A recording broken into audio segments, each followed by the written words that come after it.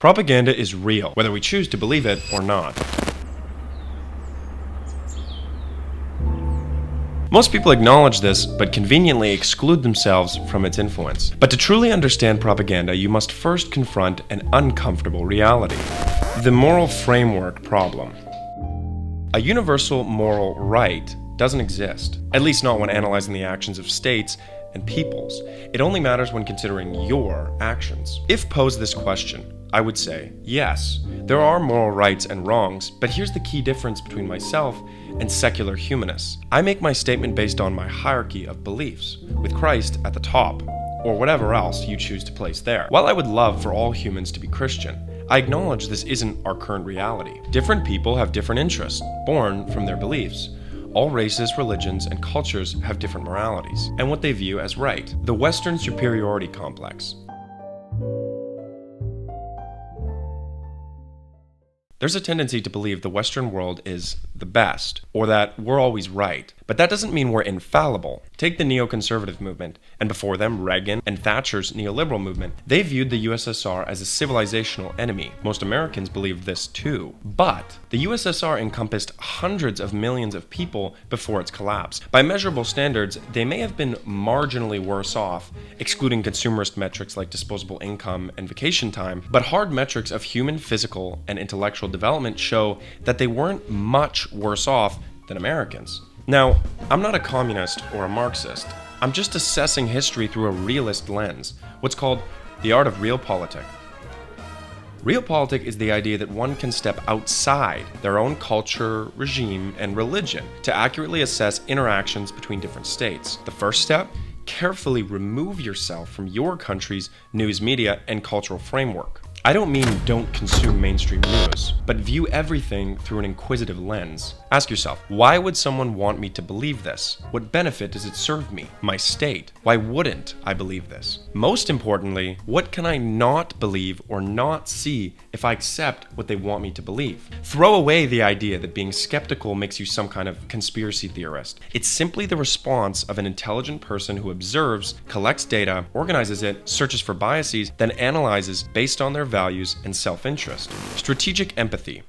Let's try an exercise used in geopolitical planning. Place yourself in your supposed adversary's shoes to understand their interests, motivations, and goals. Apply this to any conflict you understand. You'll find yourself more understanding of what you thought was an evil actor. Now, this isn't emotional empathy or fraternity.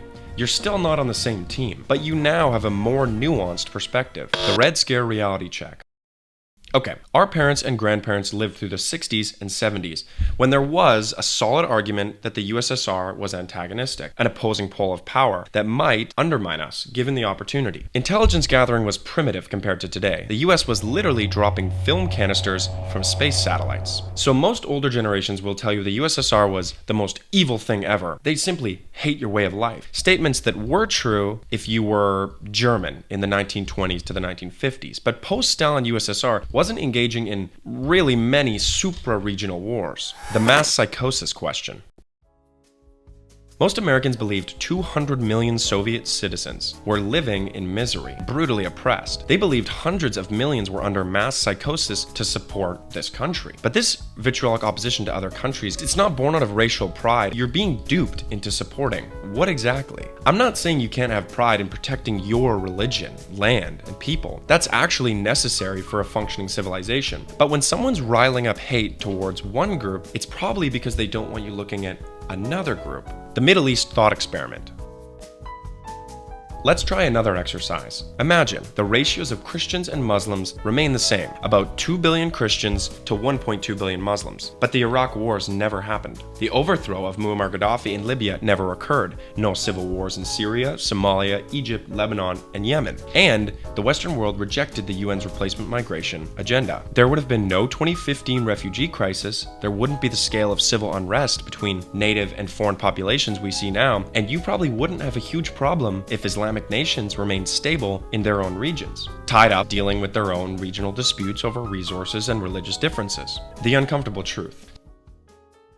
So now that you've pictured this scenario, was it still based And are we still crusaders for destroying their countries, for invading? The answer becomes uncomfortable, doesn't it? So Christians and Muslims don't have to hate each other. The current tensions aren't inevitable products of religious differences. They're often manufactured consequences of geopolitical chess games played by different people who benefit from this division. Every time you're told to hate someone, ask yourself, who benefits from this hatred? Who am I not supposed to notice while I'm busy being angry? The same propaganda techniques used to make Soviets seem like monsters are being used today, just with different targets. The choice we have.